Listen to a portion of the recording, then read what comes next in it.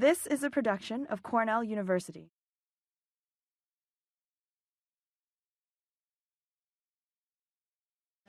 Good afternoon, everybody. Thank you very much for turning out on what turned out to be actually a very attractive day. And I'm Andy Galloway, and I welcome you to the Paul Gottschalk Memorial Lecture. This is the 40th anniversary of the Paul Gottschalk Memorial Lecture.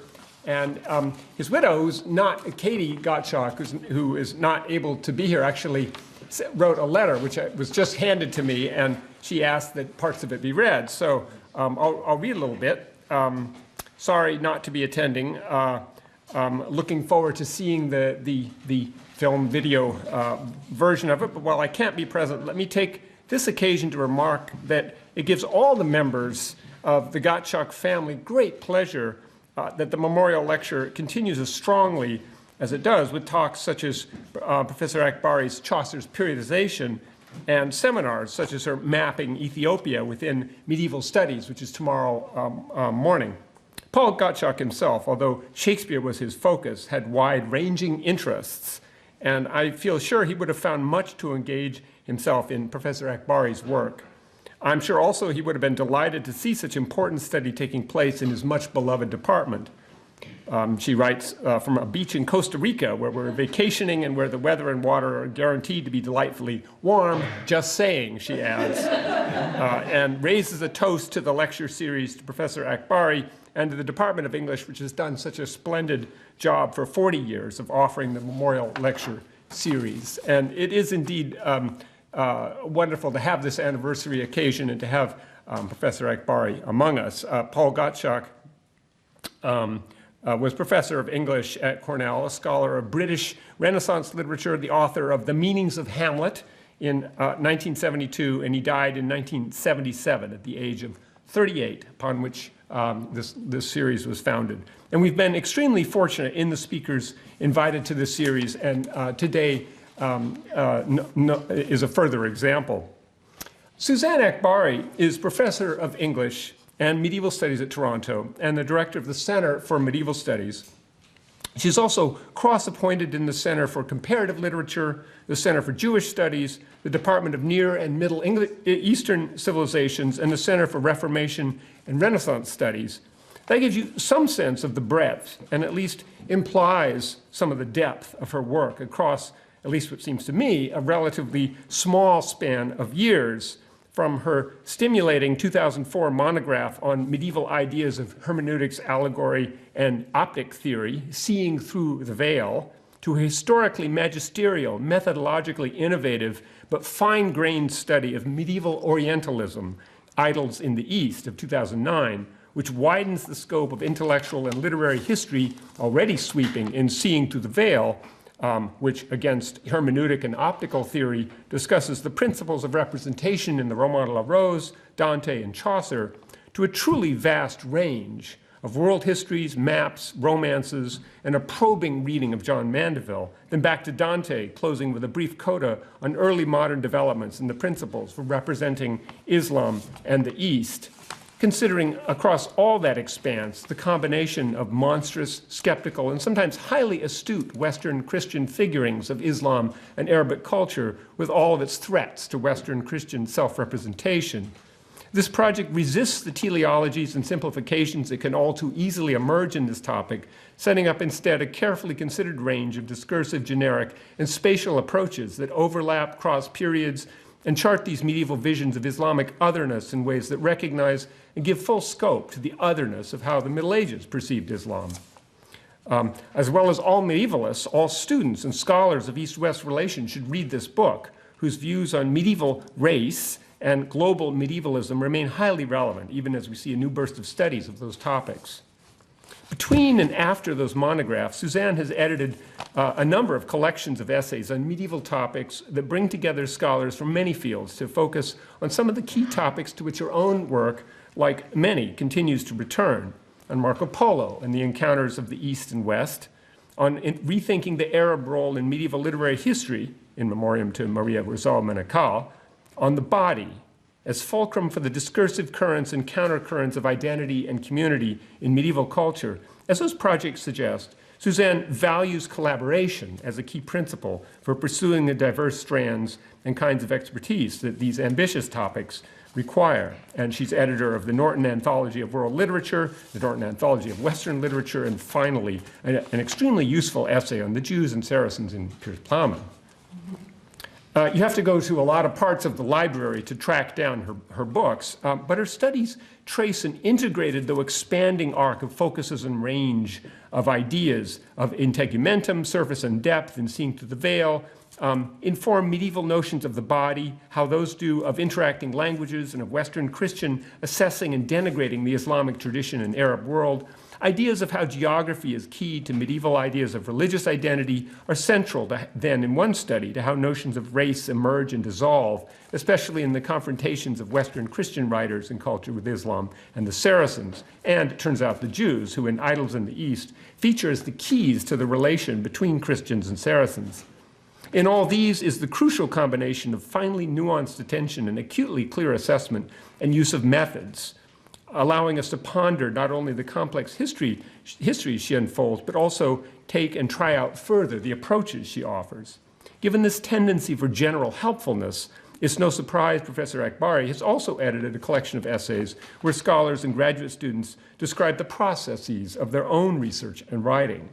We're lucky to have her here today, and as a central, though never bounded critic of English medieval studies, whose world can seem rather small, but which in her hands always opens into wide expanses. So I'm delighted to present her, Suzanne Akbari, on Chaucer's periodization.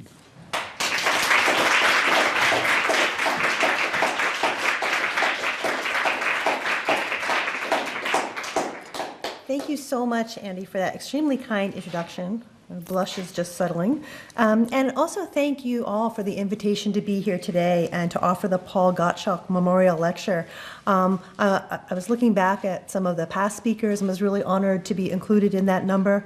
And also ran across a tribute that had been written by some of Professor Gottschalk's colleagues, I think perhaps on the occasion of the opening of this series. And they said this about him, which I thought was, I found moving. They said, his teaching reflected his grasp of the greatest writers in both the English and the continental traditions. He was as much at home in the survey from Chaucer to Shaw as he was in the comparative literature survey from Petrarch, Erasmus, and Rabelais to Stendhal, Chekhov, and Ionesco. So that is not a scope I can match, but I feel that, I hope that my lecture today is one that he would have enjoyed listening to. So thank you again for the invitation. And I must also thank Lynn Lauper, who did so much to organize my visit today and made everything sweet and pleasant. So thank you. So, upon seeing the title of my talk for you today, Chaucer's Periodization, you might have expected to hear me speak about our own acts of periodization with regard to Chaucer. That is, to talk about where we should place him and his work in time, and how we can understand Chaucer's writings within literary history. Such efforts tend to take place on two levels. First, in terms of specifically English literary history, where Chaucer, like Shakespeare, is seen as being at once utterly unique and also completely representative of literature of the period, whether we're talking about medieval or early modern. Secondly, such efforts take place in terms of European literary history more generally, where the periodization of medieval versus Renaissance is played out with reference to Chaucer and the Italian poets, especially Petrarch. To consider Chaucer's role within our own practices of periodization, then, is simultaneously to make claims about the medieval and the modern. There's a great deal to be said about this aspect of Chaucer's periodization, and I'd be happy to talk about it in the closing discussion. But what I'd like to focus upon today, however, is Chaucer's own assumptions about temporal structures. In other words, I'll be asking you to think with me about, not about how we periodize Chaucer, but how Chaucer himself periodizes. That is, how did Chaucer conceive of and represent his own place and that of his readers within time? To that end, I'll begin by walking you through the structure of the temple that appears in Book 3 of Chaucer's House of Fame, making some comparisons with Christine de Pizan's synoptic and ekphrastic account of universal history that appears in her Livre de la Mutation de Fortune, or Book of Fortune's Changes. I'll then turn to Chaucer's Knight's Tale and Troilus and Cressade to consider how periodization works in these texts. To what extent does Chaucer present the stories of Thebes and Troy as part of a cyclical account of world history, and to what extent does each national history stand on its own? And what is the place of the individual subject within Chaucer's periodization? To answer these questions, I'll compare the use of epistles in Troilus and in a 13th century universal history that he draws upon, the Histoire ancienne jusqu'à César, ancient history up to Caesar, to show how the frozen time of the letter can serve to punctuate turning points in time and how the story of the individual fits into the coursing stream of history. I'll then turn to Chaucer's Man of Law's Tale, whose story of the shipwrecked Constance, adapted from the Anglo-French world history of the Dominican polymath Nicholas Trivet, presents historical time as being at once linear and cyclical. In the Man of Law's Tale, as in Trevet's Chronicle, one period gives way to the next in a supersessionist logic that governs both religious and national identities. In each of these works, I'll suggest, we are presented with a model of time that marks turning points with significant objects, ranging from the imposing and monumental form of the pillar or sepulchre to the deeply individual memorial of the personal letter. And you should all have a handout? Yeah? If anybody needs one, I'm sure Lynn can provide. Fu un and tuo and tre eternon live, that regnest I in tre and tuo and on, uncircumscript and all mea circumscrive, us from visible and invisible fond defend, and to thee mercy every chon, so Marcus Jesus for thee mercy digne, for love of maiden mother thee benigne. Amen. These are the closing lines of Chaucer's great narrative poem, Troilus and Cressade. When I say great, I am not making an aesthetic judgment, though I do think it's a very good poem. Instead, I'm saying something about its scope, not just its length, but the way in which the poem narrates the rise and fall of Troy itself, as well as the exaltation and dejection of Troilus, or Little Troy, himself. The poem ends with an assertion of order and harmony that is not static, but rather progressive, predicated on a sequence of number, 1, 2, 3, 3, 2, 1, where the one proceeds into the many, and the many is reintegrated into the one. The primary source for this moment in Chaucer's Troilus is, of course, a passage in Dante's Divine Comedy, where Dante describes how the souls in paradise sing, quote, that 1 and 2 and 3 who ever lives and ever reigns in 3 and 2 and 1, not circumscribed and circumscribing all, end quote. Yet behind both of these passages is the opening of Plato's Timaeus, in the Latin translation of Chalcidius, where the numbers 1, 2, 3 anchor an account of the beginning of all things. Number, sequence, and order, where the many proceeds out of the one, is the basis of creation and the ensuing river of linear time. The placidity and stasis of unity is the point out of which creation flows. Both Dante and Chaucer produce that sequence running forward, 1, 2, 3, and backward, 3, 2, 1, so that we begin and end with unity. In philosophical or poetic settings, linear time flows both backward and forward. In historical chronicles, however, linear time flows only forward, and number is used in a rather different way to create orderly structures within the overall narrative. Universal histories, modeled on the World Chronicle of Orosius produced in the early 5th century, use number to divide time into periods. They also count up chronologies along a whole series of different timelines. The number of years since the foundation of Babylon or of Rome, the number of years since the flood, the number of years since the incarnation. At certain turning points, Orosius offers what might be called an integrated chronology, where a whole cluster of timelines are gathered together at one particular moment. The many recensions, adaptations, and elaborations of Orosius produced during the Middle Ages continue this practice of integrated chronologies, often marking them with a monumental image of some kind. For Orosius himself, once we move into the history of Rome, the main image used to mark such turning points is the Temple of Janus, whose great gates were shut only rarely in times of peace.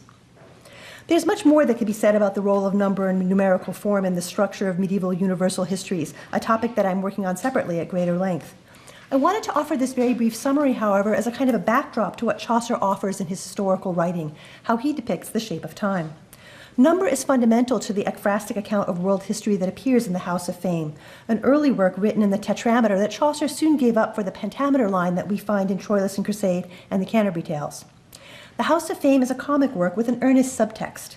Following the narrative form of Dante's comedy in 3 parts, it features a narrator who ascends through the heavenly spheres to arrive at a monumental palace housing the goddess Fame. Before the narrator encounters Fame herself, however, he passes by the glassy foundations of the palace, made of ice inscribed with the still legible names of those who remain famous and the unreadable names of those whom Fame has left behind. The narrator sees a profusion of pillars, among which 7 stand out. They are made of different materials, and each of them upholds the fame of a different nation. This is the second passage on your handout. It's quite long. I won't read it, but I'll talk a little bit about it, and we'll return to this passage a number of times over the next little while. Like the Temple of Janus in the universal history of Orosius, the Temple of Fame marks a moment that is both liminal, a temporal threshold, and synoptic. This passage is often read in terms of poetic accomplishments and the pursuit of fame, but it is also a historiographical monument commemorating the various peoples of the world whose nations and empires are described in just the same sequence that they appear in universal histories written in the wake of Orosius. The sequence in Chaucer's poem proceeds in chronological order. We find the biblical history of the Jews, punctuated by the account of Josephus, the story of Thebes, recounted by Statius, that of Troy, commemorated by Homer and a host of other historians, the foundation of Rome by the fugitives from Troy, led by Aeneas and recounted by Virgil, and the great leaders of Republican Rome, chronicled by Lucan.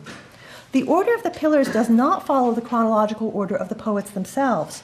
Statius, for example, wrote long after Homer, and English Gaufrid, or Geoffrey of Monmouth, wrote in the 12th century. Instead, it follows the order of the histories they recount as they appear in world chronicles, corresponding especially closely in ways that I won't try to detail today with the Histoire ancienne jusqu'à César and Nicholas Trevithick's Anglo-French Chronicle. You will have noticed, however, that this historiographical sequence leaves something out. Two poets, Ovid and Claudian. Like Virgil, Statius, and Lucan, these are Latin poets of antiquity. Unlike them, however, Ovid and Claudian bear up the fame of a very different sort of imagined community. Ovid bears up the fame of the great god of love's name, while Claudian bears up the fame of hell.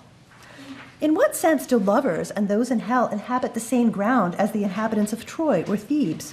The sense of collective identity invoked here is, on the one hand, consistent with a pre-modern conception of national identity, such as we find in other texts of the 13th and 14th century. On the other hand, to conceive of a nation of lovers or of the damned is something very different, unless we consider the inhabitants of Dante's Inferno and Paradiso to be their forerunners. The series of 7 pillars is consistent in each being made up of a symbolically meaningful material.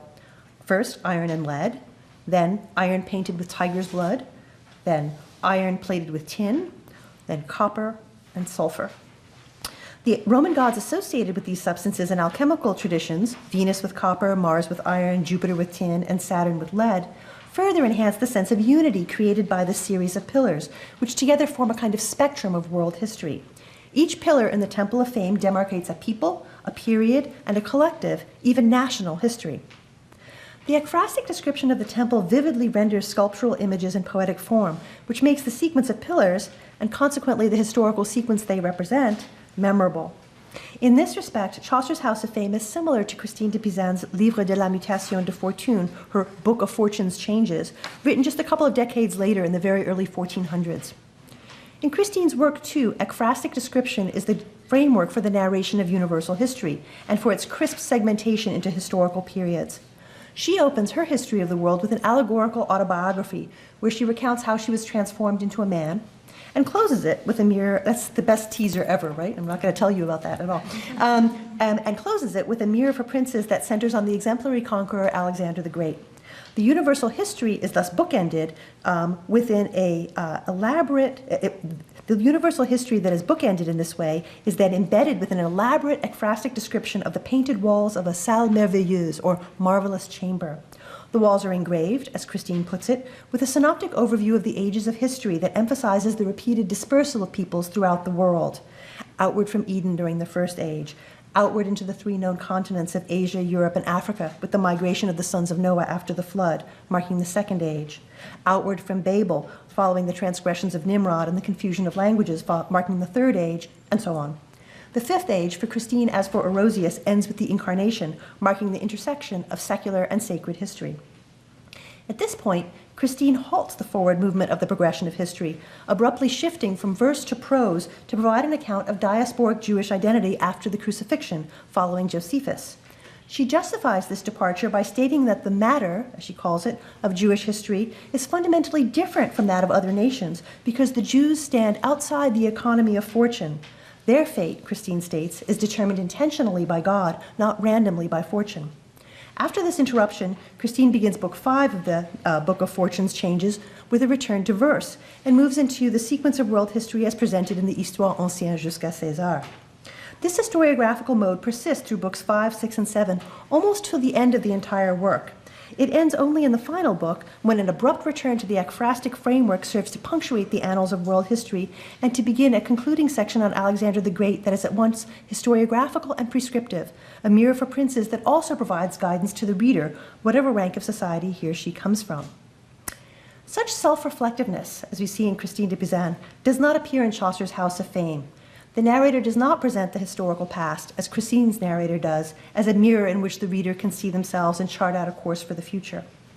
Yet, the pillars of the temple described in the House of Fame do share a tendency to construct modern, that is, medieval, national history upon the foundations of ancient history.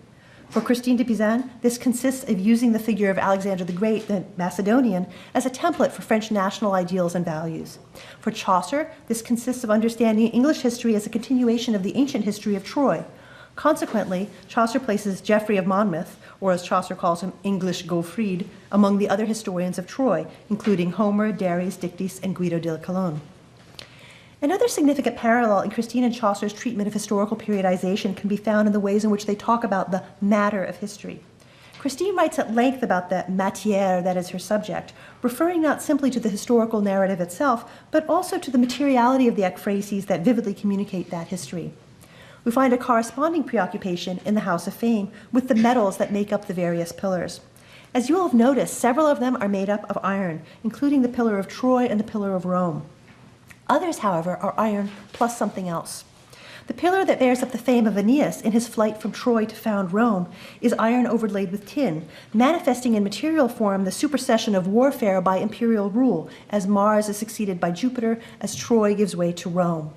The pillar that bears up the fame of Thebes is made of iron, but painted with the blood of tigers, viscerally manifesting the savage warfare that brings down the house of Creon.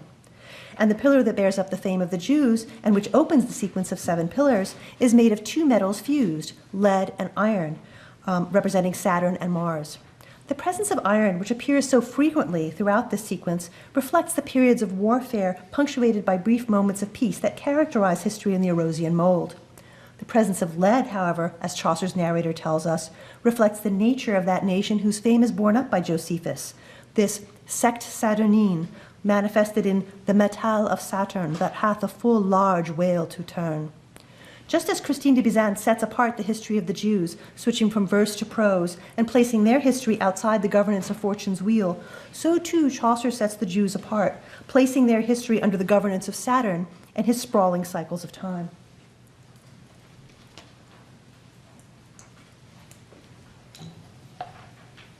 These cycles of Saturn reappear in the Knight's Tale, this time in the context of the history of Thebes.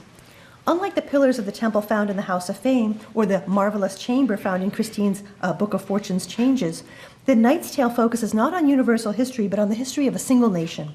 At the same time, however, the Knight's Tale offers an intensely cyclical view of the progression of historical time, drawing upon the temporal framework of Boethius's Consolation of Philosophy. While Chaucer's Knight's Tale is an adaptation of Boccaccio's Teseida, it differs from the Italian poem in 2 ways. It is at once compressed and expanded, with much of Boccaccio's text omitted and significant amounts of new material added. That new material, whether drawn from Boethius or from other sources, consistently focuses on the cyclical nature of time. As the tale opens, we seem to be dealing with a purely linear history. Theseus, Duke of Athens, is moved by the tears of weeping women to attack the tyrant Creon, ruler of Thebes. He has already been victorious over the Amazons, resulting in both their queen Hippolyta and her sister Emily entering his household, Hippolyta as the wife of Theseus, and Emily, as we will see, under his control. In this way, the history that is recounted in the Knight's Tale is clearly situated within a chronological framework familiar from universal histories such as the Histoire ancienne, as well as the poetic genealogy of Statius's Thebaid and Boccaccio's Teseida. Yet this linear history proves soon to also be a cyclical one. We see this play out in the narrative of the 2 Theban knights found on the field, Palamon and Arcite, bearing the same coats of arms. They are the sons of 2 sisters, and they are close companions.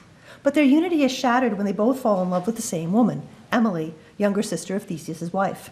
Subsequent events that mark Palamon and Arcite's conflict, Palamon's jailbreak, the meeting of the two in a remote glade, their second meeting in the more formal arena of the amphitheater built by Theseus, all take place in the same location in successive years. On each occasion, the pair return to the same place as the year comes round to the same point in time. Their conflict is, we might say, periodic. In that sense, the conflict of Palamon and Arcite is both specific to a particular place and time, the Theban setting, and perennial. This cyclical, almost recursive quality to their conflict is foreshadowed even at the very first sight of them on the battlefield, as they lie side by side, similarly clothed. The eerily fraternal similarity of Palamon and Arcite in that moment invites us to compare them with the two brothers whose doom is central to medieval accounts of Thebes, as seen, for example, in the 12th century Roman de Thèbes. The two sons of Oedipus, Eteocles and Polynices, not content with continually warring against one another in life, continue to struggle against one another in death. After their funeral rites, the powdery ashes of their bodies are, quote, placed into a vessel made of Phrygian gold, but as soon as it was sealed, the fighting immediately began. The battle within was mighty, and it seemed as though the vessel would burst. The vessel could not keep them in. The powder began to burst forth, end quote. Palamon and Arcite at the outset seem far from this kind of chaotic, unending conflict. By the time they appear in the glade, however, they truly emblematize the tragedy of Thebes. The knight recounts how up to the ankle focht they in her blood, with Palamon like a wood leon and Arcite as a cruel tigre. In this moment, the two men bring to life the emblematic pillar of Thebes as seen in the House of Fame, made of iron, the metal of Mars, and painted with Tigre's blood. The ferocious scene is interrupted by Theseus, who orders the two men to return to the same location. 1 year later, each of them at the head of a band of 100 men. The battle will be repeated in this more formal setting, with lists and a magnificent amphitheater in the same location and at the same time 1 year later. The battle takes place, and it ends with Arcite being cast down suddenly by a fury infernal that emerges from the ground, sent by Pluto in the very moment of victory. Seemingly at the top of the world, winner of the battle and winner of the prize, Emily, Arcite is suddenly cast down as low as he was previously exalted, turned on the wheel of fortune. His chest is tobrosten, entirely burst apart, and his body immediately begins to show the signs of corruption and imminent death as his body decays into matter, even while the soul clings to life. The brutal materiality of Arcite's tobrosten body, decaying on the field even as he draws his last breaths, is transformed in the scene depicting his funeral pyre. Instead of a monumental tomb, which conventionally appears in the Roman de Thèbes or the Roman de Troyes to mark significant fallen heroes, and accordingly to measure the inevitable forward progress of battle, Arcite is entombed within a transitory pyre that is nonetheless still explicitly described as a sepulture, a sepulcher. The emphasis on materiality here is in keeping with what we saw in the House of Fame, where the various materials of the pillars carried symbolic import, and in Christine de Pizan's Book of Fortune's Changes, where the material of history was described in both narrative and ekphrastic, ornamental terms. Here, Theseus is faced with the task of making meaning out of a disastrous scene on the battlefield, and turning the decaying body on the ground, and turning the decaying body into the ground on which the body politic can be reconstituted. And this is the third passage on your handout. Duke Theseus, with all his busy cure, cast no where that the sepulture of good Arcite may best imaked be, and eke most honorable in his degree. And at the last he took conclusion that there, as first Arcite and Palamon hadden for love the battle him between, that in that selve grove, swayed and grain, there as he had his amorous desires, his complaint, and for love his hot fears, he would make a fear, in which the office funeral he might all accomplish. Theseus's careful consideration results in him choosing a place and a time for Arcite's funeral that will complete the circle, so to speak. It will be in that same grove where Palamon and Arcite's violent meeting took place, that same place where the amphitheater was constructed for the second fatal meeting 1 year later. In this new spectacle, Arcite's body is offered as a kind of sacrifice that will expurgate that very woodness, that is, the insane hatred engendered by love, that had driven Arcite and Palamon apart.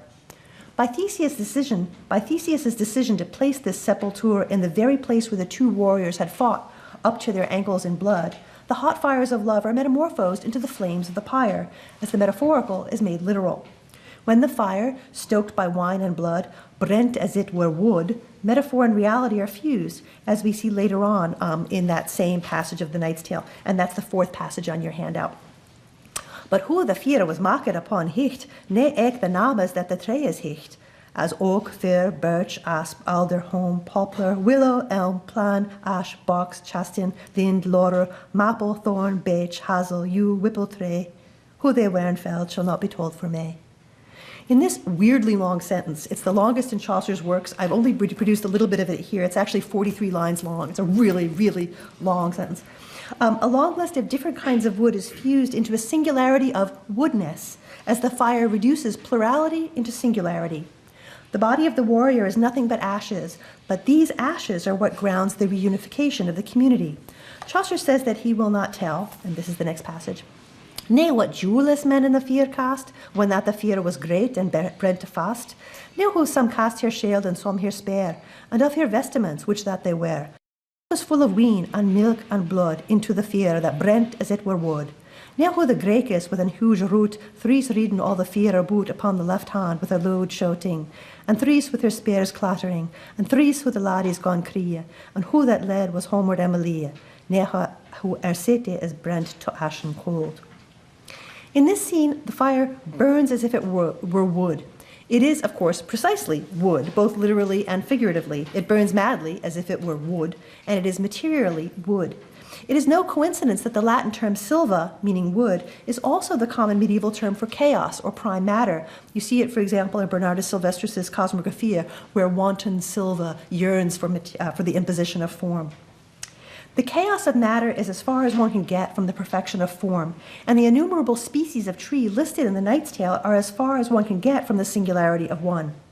This moment of immolation is the very opposite of the numerical order and sequence with which we began, the on and tuo and thre of the closing lines of Chaucer's Troilus, which echoes both Dante's Paradiso and the opening lines of Plato's Timaeus, stating how generation arises out of the sequence 1, 2, 3 as the many proceed from the one.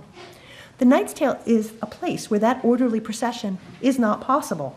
The cycles of time bring a kind of order, but one that remains firmly in the material realm. Transcendence is not an option. Consequently, the moment of Arcete's death in the Knight's Tale is one of the places where Chaucer's adaptation differs most strikingly from Boccaccio's source text, the Teseida. For Boccaccio, the death of Arcite provides an opportunity to describe the apotheose soul of the warrior lover, which travels upward into the heavens. In Chaucer's Knight's Tale, by contrast, Arcite remains resolutely material and earthbound. The ascent of his soul is erased, or more accurately, it is displaced, to be used in the final stanzas of Troilus and Cressade, describing the apotheosis of Troilus. Instead, the Knight's Tale closes with a painful look at the warrior's Tobrosten body, which degenerates into matter, even as the soul clings to life. Arcite's fiery pyre is no monumental sepulture, but rather an ekphrastic list of wood that is consumed in a ritual act that draws the community together.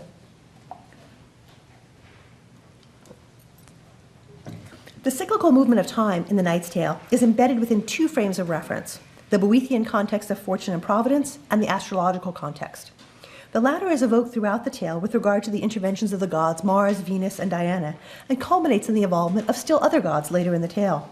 When the conflict cannot be settled, even by Jupiter, his own father has to step in, pale Saturnus the cold, and this is the 6th passage on your handout. "Me dare Doctor Venus," quod Saturn, "me course that hath so weed for to turn hath more power than wot any man. Mean is the drenching in the say so wan, mean is the prison in the dark coat, mean is the strangling and hanging be the throat, the murmur and the churlish rebelling, the groaning and the privy and poisoning. E do vengeance and plain correction will e dwell in the scene of the leon. Mean is the ruin of the high halls, the falling of the tours and of the walls upon the meaner or the carpenter. E slew Samson, shocking the pillar, and mean be the malady is cold, the dark treasons, and the cost is old. Me looking is the fodder of pestilence." Saturn's course seems to bring catastrophe, flood, prison, hanging, rebellion. But the very catastrophe also brings correction, that is, the restoration of an underlying order.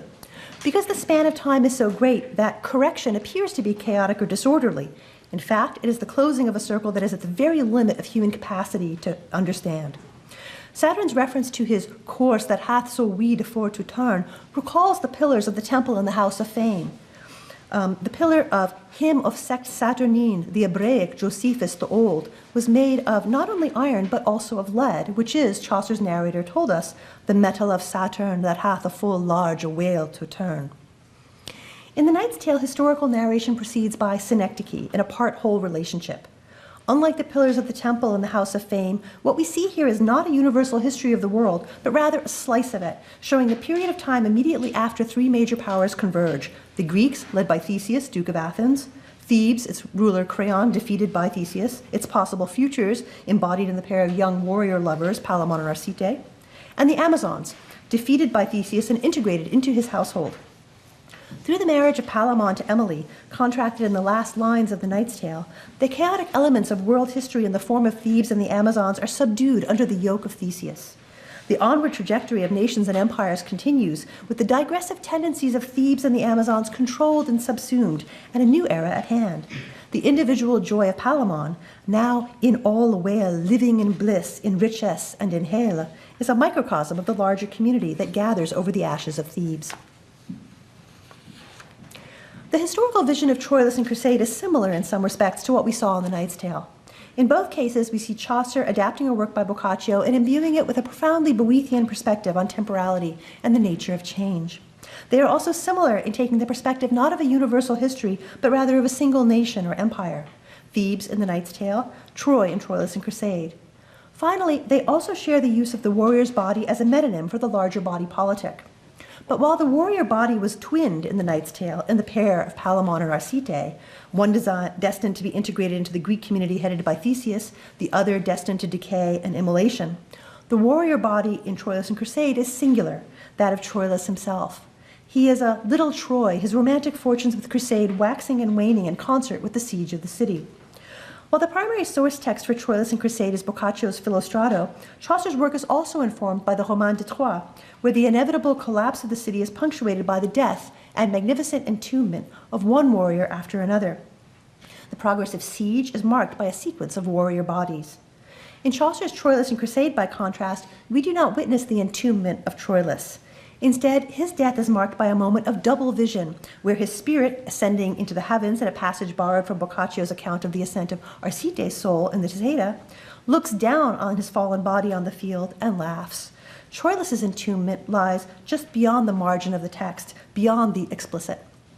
In that moment, when Troilus looks down at his fallen body from high above, we seem to witness a paradoxical split, where the fall of the city of Troy is directly contrary to the fate of little Troy, the warrior Troilus. The city is abased, even as he is apotheosed. But a deeper consideration of the place of the history of Troy within the larger conceptual framework of the universal history resolves this paradox. As we saw earlier, the account of the pillars in the House of Fame includes a cluster upholding the fame of Troy, with the pillar of Homer holding pride of place. It is accompanied, however, by a range of others, including Dares and Dictys, the fictitious Lollius, Guido de la Colonne, and Geoffrey of Monmouth, whom Chaucer names as English Gaufrid.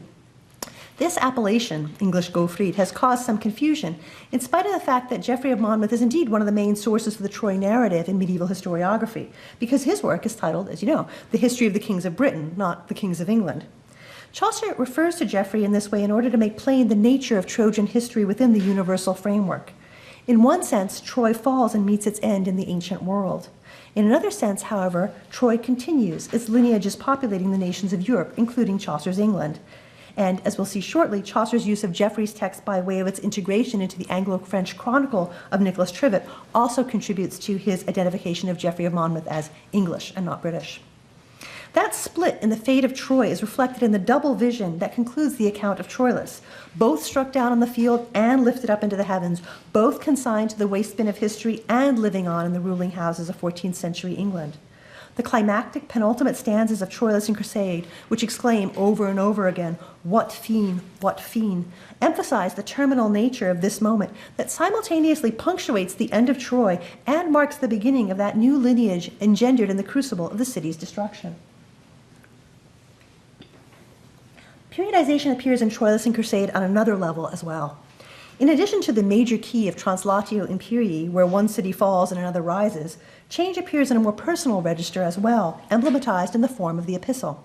The series of letters exchanged between Troilus and Crusade have no parallel in Chaucer's main source text, Boccaccio's Philostrato.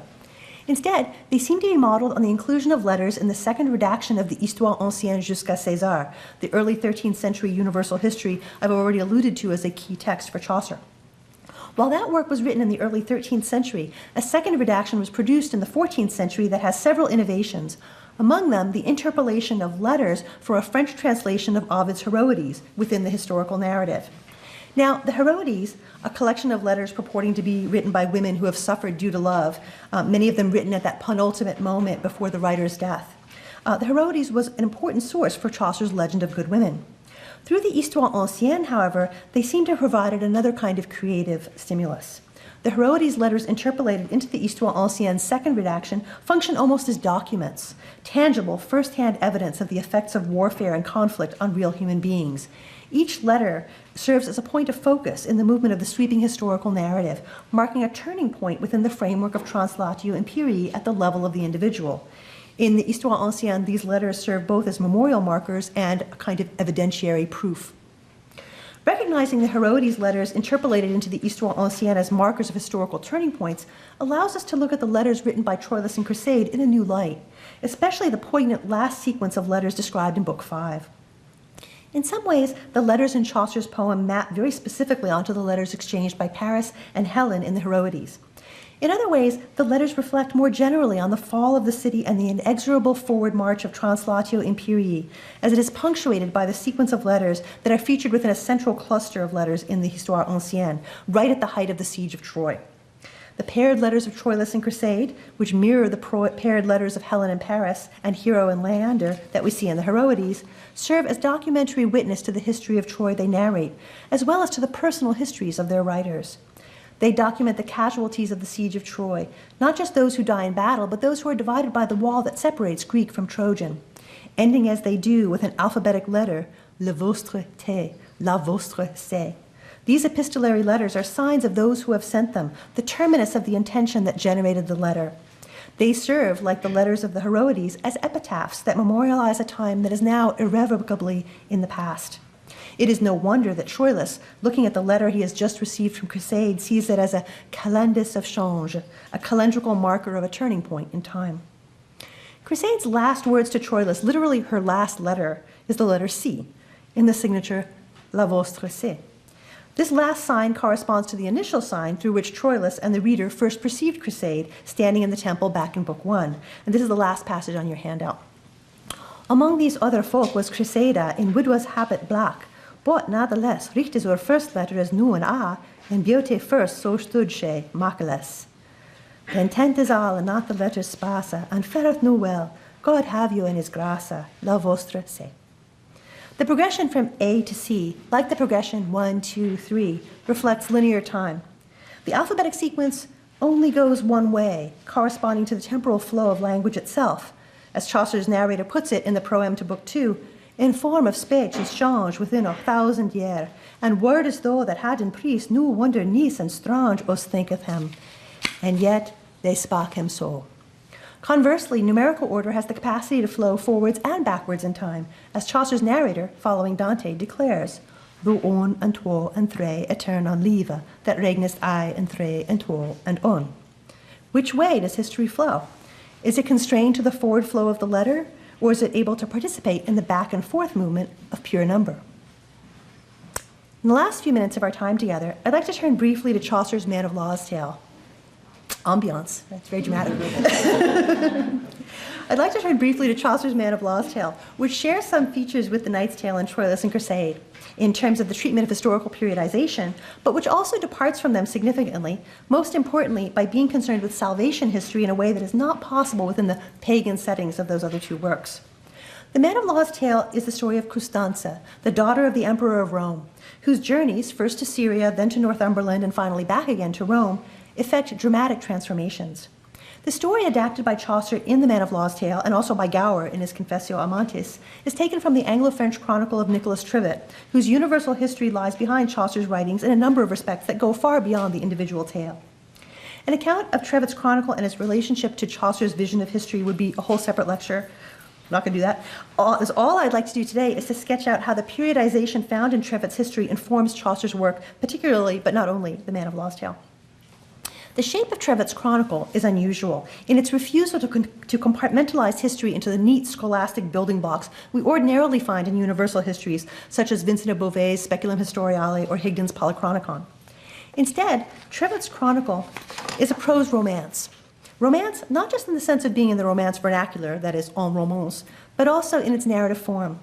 Although we do encounter dividing lines in the narrative in the form of the 6 ages, or the sequence of the books of the Bible, or significant turning points in salvation history, what we fundamentally experience is a slow but steady flow of narrative, one that mimics the flow of the stream of time. Trevitt uses the standard ordering structure of the 6 ages popularized by Orosius in the 5th century. The first age goes from Adam to Noah and the flood. The second goes as far as the birth of Abraham. The third ends with King David's reign in Jerusalem. The fourth with the Babylonian captivity. And the 5th age ends with the birth of Christ. Totally standard.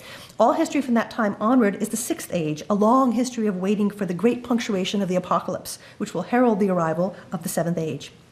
Trevitt carefully identifies each of these transitional moments in his text. In addition, he makes explicit the biblical framework of his undertaking by structuring the first 10 parts of his chronicle according to books of scripture, following the pattern of Peter Comestor's Historia Scholastica. Just before the Gospel, so it's like Genesis, Exodus, Joshua, Judges, and so on. Just before the Gospels, Trevitt inserts a non-biblical source, but one which was invaluable in the medieval historian's effort to integrate biblical history with all the other strands of ancient history, that is, Josephus. In his account of the fall of Jerusalem at the hands of the Roman rulers Titus and Vespasian, Josephus provided a narrative of the intersection of Roman might and Christian potential, mediated by the diaspora or dispersal of the Jews from Jerusalem. Continuously throughout Trevitt's chronicle, national and imperial histories from widely disparate parts of the world are juxtaposed. Early in biblical history, while we're still in Genesis, we encounter the history of the Britons for the first time. Following Geoffrey of Monmouth, but embedding British history within a biblical matrix, Trevitt goes on to explain how the settlement of Britain takes place and the ways in which that territory is divided. This is typical of Trevitt's habit of juxtaposing or intertwining different historical strands. All elements of the past, biblical, apostolic, Trojan, Roman, British, Saxon, and so on, are all braided together in the romance of the Chronicle. In the midst of the history of Judges, we are reminded of the fall of Troy. In an account of Kings, we hear about Romulus and Remus, and so on.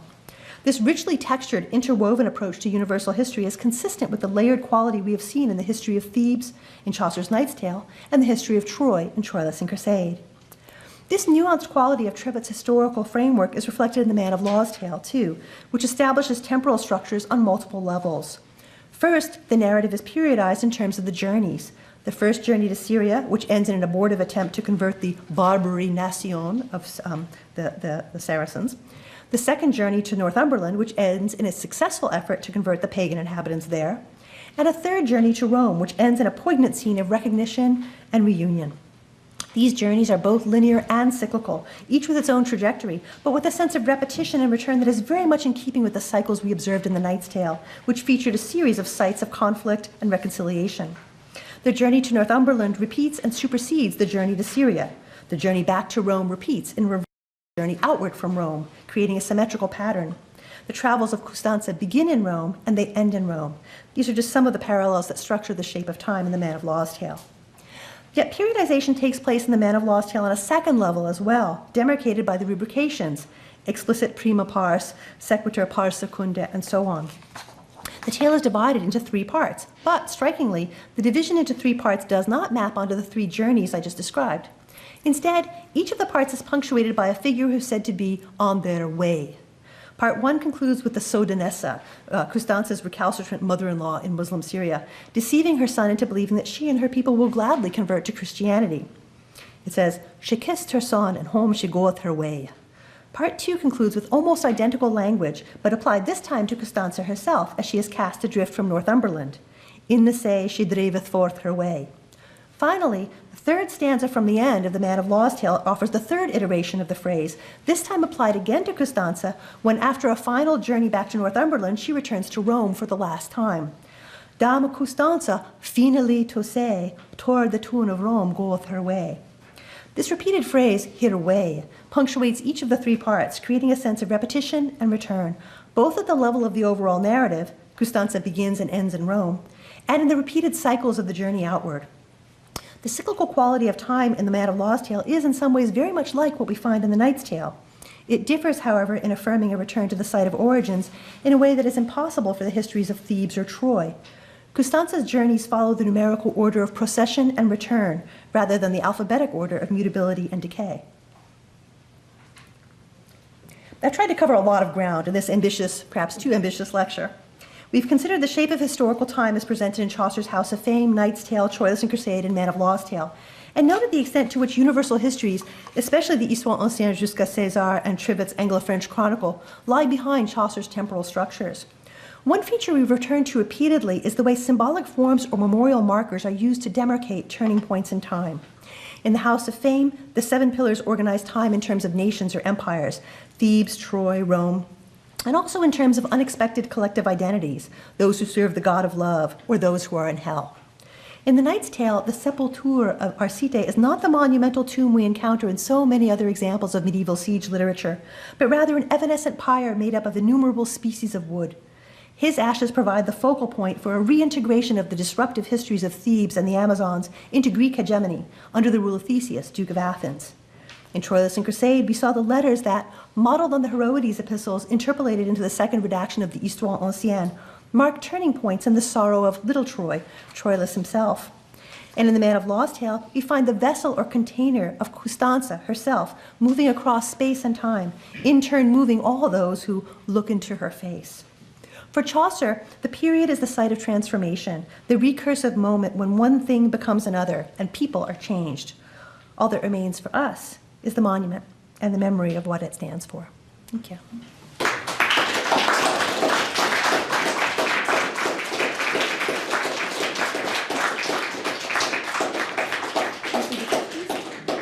I'll give you the floor to direct the question.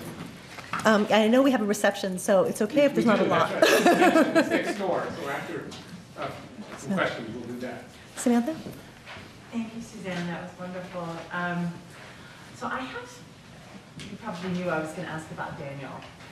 The thing that strikes me about the House of Fame and the attention to the materiality of the pillars is that it sounds a lot like the dream in Daniel, except there we get a transition to different kinds of materials, and here they're present overlapping. Mm-hmm, mm-hmm. And so one thinks when one looks back at the biblical account and the biblical narrative that it's teleological. But in fact, if you read the dream, the whole point of the dream is that the prophecy is of an apocalyptic time that's going to return. Mm-hmm. And the thing that strikes me that I think Chaucer is recognizing in Daniel and in the trope of translatio imperii, which is coming out of the book of Daniel, right, is very suggestive there of one empire falls, another one comes. It's not that it keeps going forever in that direction, but there's the return to the kingdom of Israel, which is going to be the ultimate nation, is going to stabilize as the ultimate world power. So I feel like there's a kind of already embedded in the structure of forward-lookingness, right, and going through the different materials, there's a return. Mm-hmm. I feel like Chaucer has recognized that and is using that in his homage to the Daniel dream. Yeah, you brought out a whole nother layer to the sequence that I was laying out using the pillars in the House of Fame, which is that there's a whole series of teleological models out there for thinking about time in universal terms. The Dream of Nebuchadnezzar in Daniel is absolutely one, and the commentary tradition around that is very rich, especially in the 13th and 14th century, as you know.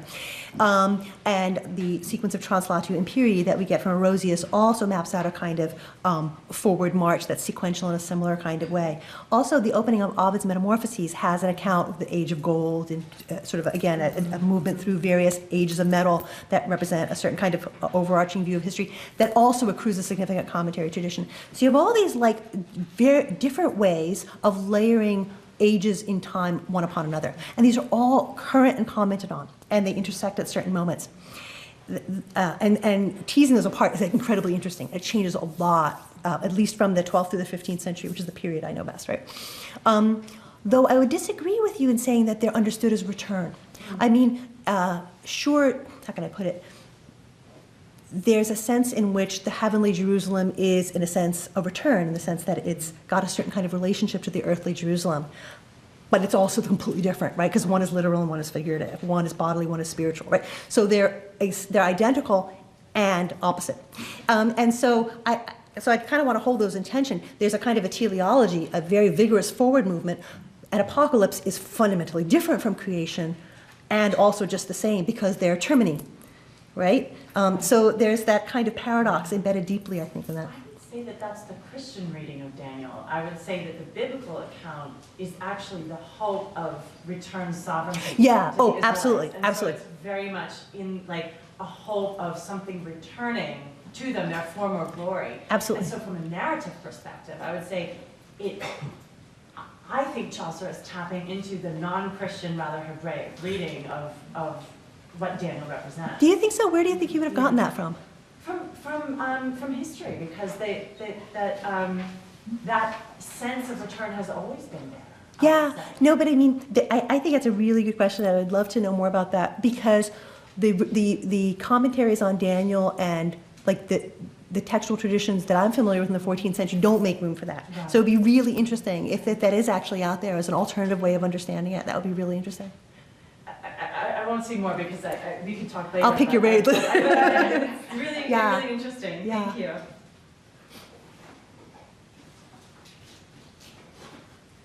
Thank you. Sort of maybe too much inside baseball question about Chaucer stuff. There's a critical commonplace, or at least not a commonplace, a Patterson scheme that I've absorbed and held on to, which postulates that there's, sort of the period of the Troilus and Cressida and the Knight's Tale of Theban history, which is wrapped up in this recursive, cyclical, and ultimately self-destructive kind of aristocratic culture that at some point Chaucer breaks out of and sort of marches into a wider social and more, I think in your terms, more linear trajectory with the Legend of Good Women and then the Canterbury Tales. And you've made me completely reject that now because, first, not just because you took a couple of key Canterbury Tales, but also because the patterns you're talking about seem to me to work really well with the Canterbury Tales as a whole, as a kind of a repetition as well as a movement forward. And in fact, I started to think about the Legend of Good Women as well. Which I was thinking about exactly I that would too. love to hear your thoughts. Maybe this is too just Chaucer, but especially in relation to that, the Ancien Chronique, which I didn't know about, with interlarded with translations of the Heroides in French, which is terrific, and it's very suggestive for a different way to think about that kind of the status of the Heroides as letters by abandoned women is no longer just extracted from history. Instead, it's a response to different crises and so forth. And so that just is very provocative. You put your finger on exactly where I'd like to go. Actually, you put your finger both on something that was in my mind from before and also where I'd like to go, which is totally appropriate. I too was thinking about Patterson's reading, and actually I had him as an undergraduate like a million years ago, right? So I really like when he was writing that, right? So that reading of the Theban histories is very much on my mind, and I think this is a useful alternative way of understanding that. So it was on my mind too, as well as yours. No, absolutely. Well, every reading, right, has its limits. But where it goes is hell. I mean, if I had another 15 minutes with you, I would talk about Claudian and hell because, as you remember, I sort of was teasing that a little bit in talking about the pillar, the last pillar among the pillars, and the evocation of Claudian there. Chaucer is deeply interested in hell, and he's deeply interested in narratives of the descent into hell and the effort to emerge. Whether it's the story of Alceste that grounds the prologue to the Legend of Good Women, whether it's the story of Orpheus and Eurydice, whether it's Hercules, he's deeply interested in this story, and that's the story that Claudian tells in his Rape of Proserpina, De Raptu Proserpinae. And what I'd really like to do, I already have a title for the paper, I want to call it See You in Hell, Chaucer's Claudian. That's exactly where I'd like to go with that, because it seems to me that the Legend of Good Women is deeply engaged with this kind of recursive narrative of not just abandonment, but actually of descent. Because if you remember, there's the narrative of Alceste that grounds the prologue, the opening, and then you get Cleopatra, you get the whole first few of them are physical descents. So he's clearly echoing that and thinking that account through in conjunction with the Heroides and again with Claudian, I think would be a really fruitful way of rounding out that story. Yeah. So the short version is, I can't tell you right now, but give me a little time, and that's exactly where I'd like to go. Yeah, thank you very much. Patrick? I was hoping you could speak more about Christine's use of ekphrasis as a method of telling history in the Livre de Méditation de Fortune, and in the way sort of what kind of temporality does ekphrasis present by placing sort of time onto a material framework? Yeah, I think it's a really interesting question. And I've written an article on that. So I'm going to answer it really badly right now, but I think I answer it better in that article. So I can send you the reference if you want. It's called Ekphrasis and Stasis. So in the Mutation de Fortune, you've got this incredibly long, like thousands and thousands and thousands of lines giving you this universal history, which she's adapting from the Histoire Ancienne, putting it into verse. And she bookends that with this elaborate ekphrastic description at the opening, and then again we return to ekphrastic description at the end. So the ekphrasis here is serving, like these wall paintings, right? They serve a kind of a way of kind of holding the historical narrative in a kind of tension for the narrator. And at the end, when she comes out of that, she's emphasizing in the account of Alexander the Great and the ways in which you can see yourself in that. She keeps talking about the extent to which is a kind of a mirror for you and how you can, she says, mirror-toi in this mirror of Alexander. So gaze upon yourself. And there she's paraphrasing an interesting a section of the Roman de la Rose that's also about the narcissistic gaze. But here it's not in the narcissistic, or not in a bad narcissistic framework, it's in a positive narcissistic framework where you're able to look beyond and improve yourself, having seen yourself in the mirror of Alexander. So it's a kind of complex structure there where the ekphrasis is both serving a kind of memorial function, making the history vivid for you, helping you to remember it, but it's also allowing you to stand outside of history, outside of that temporality for a little bit, and something in you may change. So she's doing something really complex and really interesting there. I wasn't able to talk about it too much because I just wanted to give you a kind of to give a sense of how Chaucer's not the only one thinking about these issues. Is there any kind of prophetic element in that? Because in a lot of the sort of like Shield of Aeneas kind of scenes or something, there's an expectation of a sort of promised future that is already past. Yeah, not in her Mutation de Fortune, but in a slightly later allegory of hers, La Vision Christine, she gets very much into the prophetic mode, especially, I can't remember if it was the first book or the first book, in book one, it's in 3 books, but in the first book, she has this elaborate, very obscure political allegory that's explicitly prophetic. So in some of her other works, she ventures onto that, but the political scene of her day is such that you tread very, very lightly when you make predictions about what might happen. But yeah, but not in the Mutation de Fortune, she doesn't go there in that work. That's her, like, an earlier allegory of hers, and I think she's a little more hesitant. Thank you, that was a wonderful talk. My question is a little bit tangential, so forgive me, I just got absorbed in one of the passages that you presented us with. And I wanted to ask, I was really taken by your reading of the wood, right, the burning, that's also just the substance. But I was also taken with that passage in The Knight's Tale where he's telling us at great length in this long sentence about the things that he's not going to tell us about. Yeah. At the very moment that he's leaving out the apotheosis of this death, right? Yeah. He's giving us this material. So it's a passage that begs the absence of what's there, even as it's telling us something. Yeah. And given your attention to the troping on the wood, I just was really struck by your reading of the attention to the materials and to the letter. And I wanted to ask you I was wondering about whether or not that has a relation to the letter, to Crisade's letter, right? In other words, the question I want to ask is the letter a monument of a turning point in the same way, or is it a way of doubling those turning points of history so that those monumental turning points actually we're aware of both the presence of these great moments of history and the absences there? Yeah.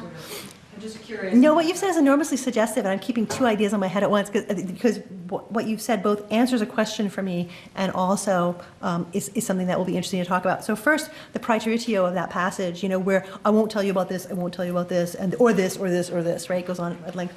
I've been really interested in thinking about that passage and written a little bit about it elsewhere.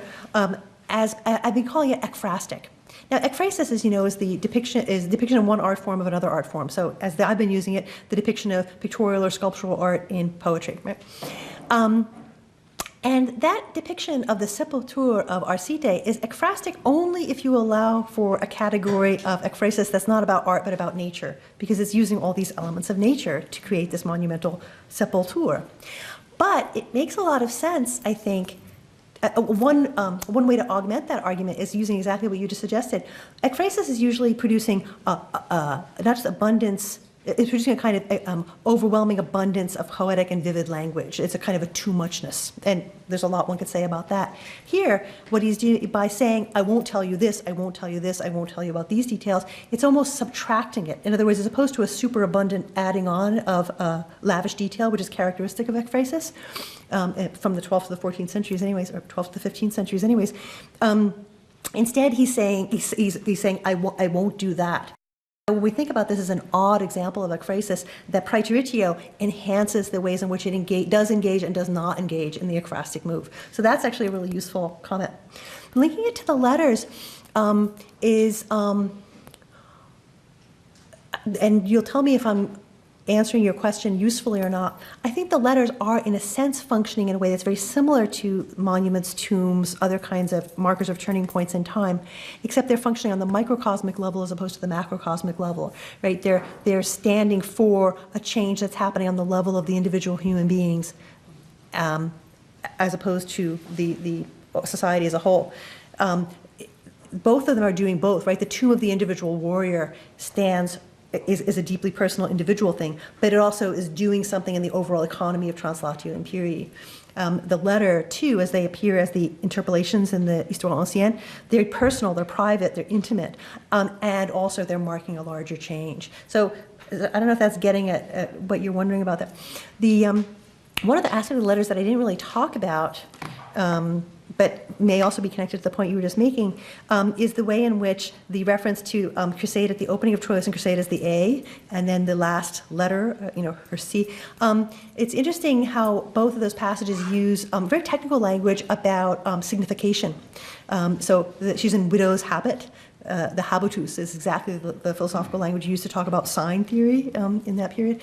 And then also the intent is all, not the letter spasa. So that language of intentio and habitus is the technical language for signification in the second half of the 14th century. So there's something very interesting going on there in terms of how the teleological, how temporality is related to signification. So I don't know if that connects also to it.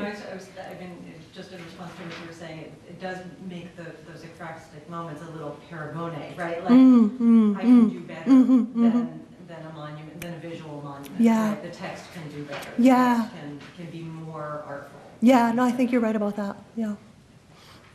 If there's no more questions, I think we should go to the reception. What do you think? Okay, that's a plan. Reception it is. Thank you again.